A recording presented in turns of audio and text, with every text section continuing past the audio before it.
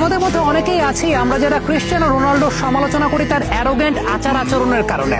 কিন্তু আপনি কি জানেন 2011 সালে যখন ইউরোপের গোল্ডেন বুট CR7 জিতেছিলেন, পরবর্তী সময় 2017 সালে সেই গোল্ডেন বুটটাকে তিনি নিলামে তুলেছিলেন এবং নিলামে তোলার মাধ্যমে 1.2 মিলিয়ন পাউন্ড আয় হয়েছিল। যেই আয়ের পুরো অর্থটা CR7 দান করেছিলেন মূলত ফিলিস্তিনের গাজায় মুসলিম শিশুদের স্কুল সংস্কারের জন্য।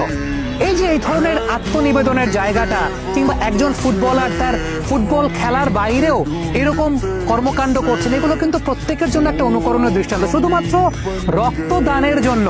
রক্তদানের জন্য তিনি শরীরে কোনো প্রকার ট্যাটু অঙ্কন করেন না। আমরা বিশ্বব্যাপী অনেক ফুটবলারকে দেখি যে শরীরব্যাপী ট্যাটু করছেন, এটা একটা ফ্যাশন বা আইকনিক একটা স্টাইল হিসাবে ব্যবহৃত হয়। বাট ক্রিশ্চিয়ানো রোনাল্ডো ট্যাটু ছাড়াই তিনি আইকনিক স্টার। কারণটা হচ্ছে তিনি ট্যাটু গ্রহণ করেন না, এই কারণে তিনি রক্ত দিতে পছন্দ করেন।